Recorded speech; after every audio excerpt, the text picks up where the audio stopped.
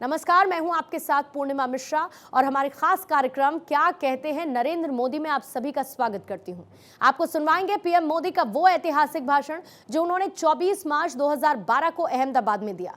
मोदी जी ने अपने भाषण में कहा कि जो समाज अपने इतिहास को भूल जाता है वो समाज इतिहास रचने की शक्ति भी खो देता है और इतिहास वही रच सकते हैं जो इतिहास को भली भांति याद रखते हैं।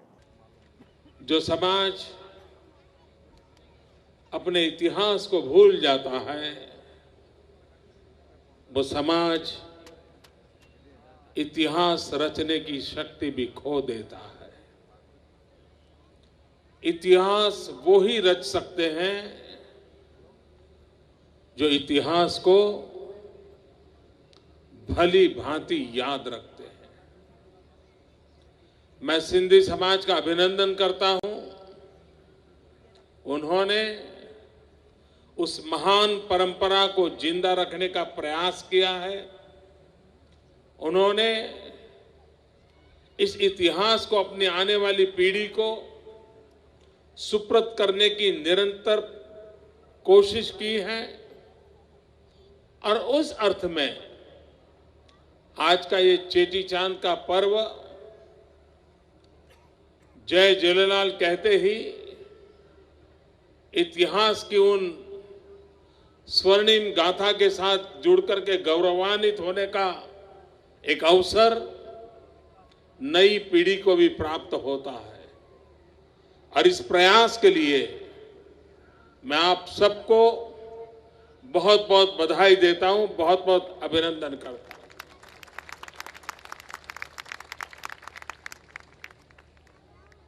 चेटीचंद के पर्व के साथ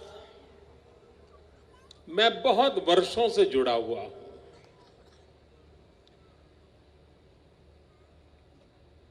बीच में कभी कभी मुझे बड़ी पीड़ा होती थी। बहुत सामान्य कार्यक्रम होता था, बहुत कम लोग जुड़ते थे, कुछ उत्साही 5-50 परिवार ही थे जो इसको आगे बढ़ाने की कोशिश करते थे। और तब मैं हमेशा कहता था कि भाई इसको जरा प्राणवान बनाना चाहिए, जरा सबको संगठित करना चाहिए। लेकिन धीरे धीरे उसमें बदलाव आया और पिछले कुछ वर्षों से इस पर्व में पूरा समाज जुड़ने लगा, एक सामूहिक शक्ति का दर्शन होने लगा। और न सिर्फ अहमदाबाद, इन दिनों गुजरात का कोई भी कोना ऐसा नहीं होगा जहां 25-50 सिंधी परिवार रहते हो और कोई सामूहिक प्रकट कार्यक्रम न हुआ हो। ये अपने आप में एक अच्छा बदलाव है और इसलिए मैं समाज के सभी भाइयों बहनों को अंतःकरण से अभिनंदन करता हूं। अभी माया बहन ने जो बताया नारायण सरोवर के प्रकल्प का, मन में ऐसा सपना है ये जो झूलेलाल धाम बने उसकी इमारत की ऊंचाई जो मन में सोची है वो आज वर्तमान में इतनी ऊंचाई की कोई भी इमारत नहीं है। ऐसा बनाने का सपना मन में पड़ा।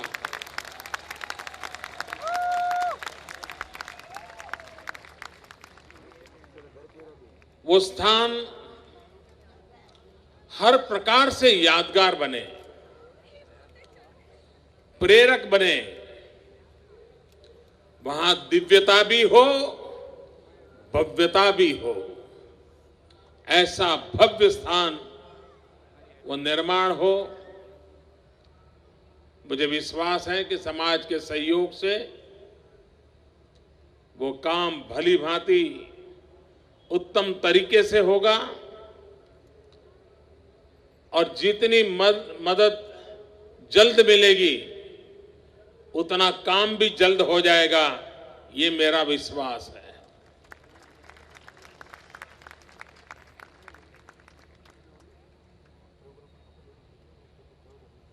हमारी एंकर बहन का सपना है कि सिंध वापस मिले।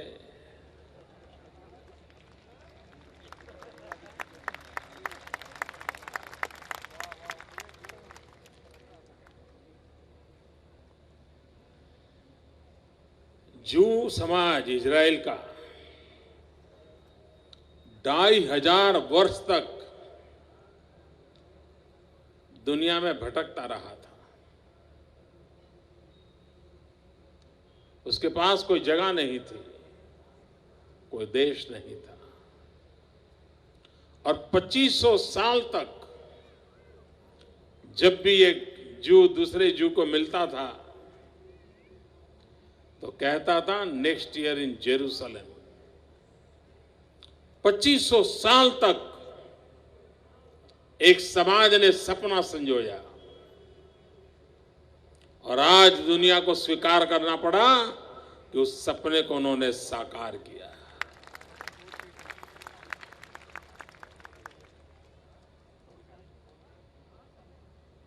अगर सपना रखने वालों में दम है, सब कुछ संभव है।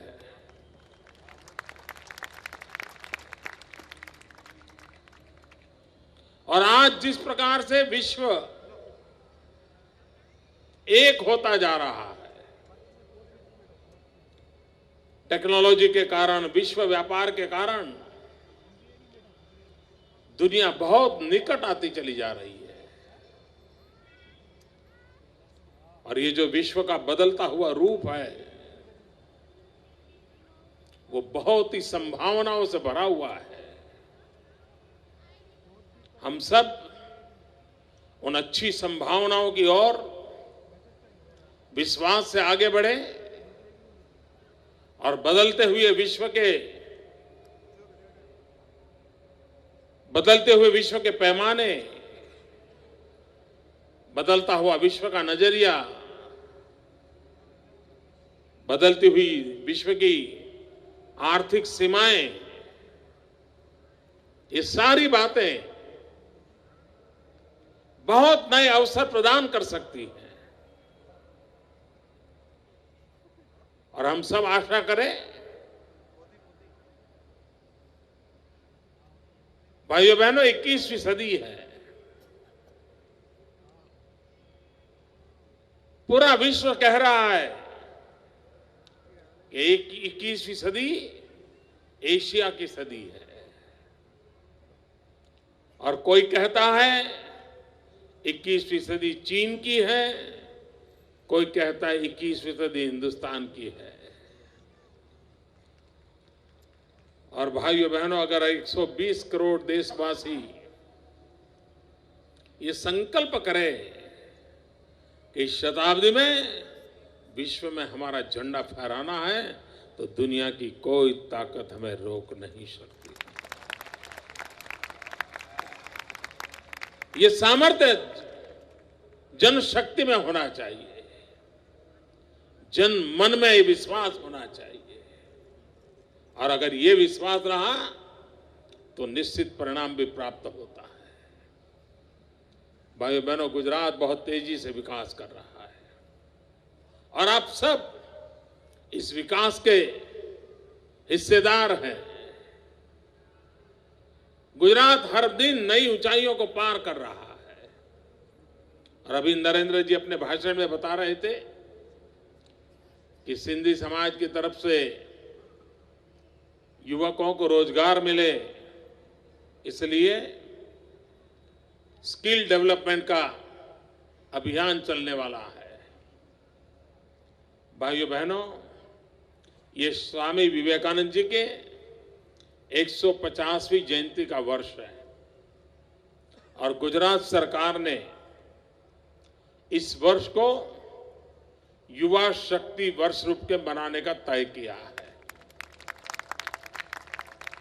और उसमें भी एक स्पेसिफिक काम सरकार ने तय किया है और वह काम है स्किल डेवलपमेंट। इतने प्रकार की स्किल, जितनी ज्यादा स्किल, जितने हाथों के पास हुनर, उतना ही राष्ट्र के विकास की संभावनाएं बढ़ती है। हर हाथ में कोई न कोई हुनर होना चाहिए, हर हाथ में कोई न कोई स्किल होनी चाहिए। और अगर स्किल है तो जिंदगी जीने की एक बहुत बड़ी ताकत होता है। फिर किसी को असहाय नहीं रहना पड़ता, किसी को कागज लेकर के घर घर भटकना नहीं पड़ता है कि भाई मुझे कुछ नौकरी रख लीजिए, मैं काम कर लूंगा। अगर स्किल है तो अपनी ताकत के भरोसे अपनी दुनिया खड़ी कर सकता है। और इसलिए मैं हमेशा कहता हूं, skill plus will plus zeal is equal to win.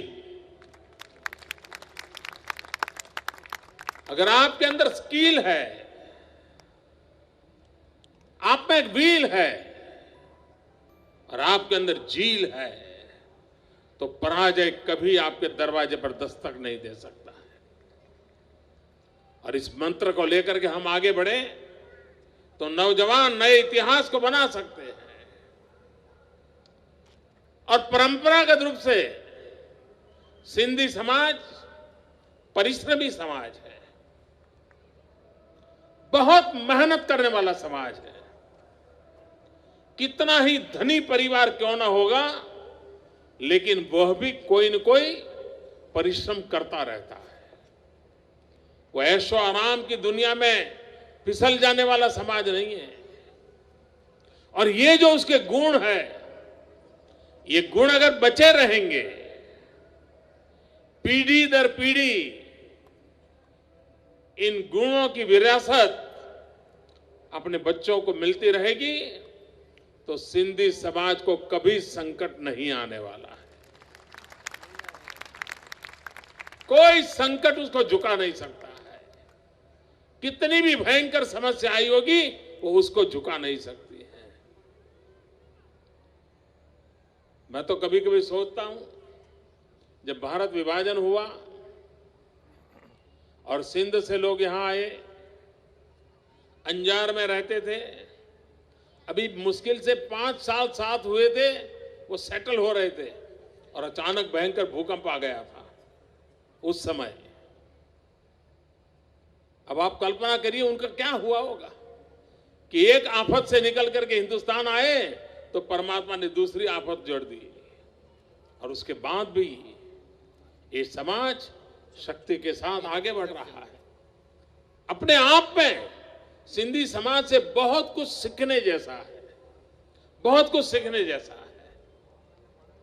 और पूरे देश को सिंधी समाज की जो शक्ति है, आत्मबल पर संकटों से जूझने की, संकटों से उभरने की, फिर एक बार जीवित होकर के जी जान से जूझने की, ये अपने आप में एक अजूबा है। ये देश की अमानत है। उस अमानत को हम कैसे चिरंजीव रखें, ये दायित्व आज की पीढ़ी का है। मुझे कभी कभी चिंता होती है, सिंधी परिवारों में भी सिंधी भाषा धीरे धीरे भुलाई जा रही है। डाइनिंग टेबल पर भी ज्यादातर अंग्रेजी में बात होती है। ये बदलाव जरा चिंताजनक है। मेरी प्रार्थना है आपसे, आप अपनी भाषा न भूलें, अपनी भाषा न छोड़ें।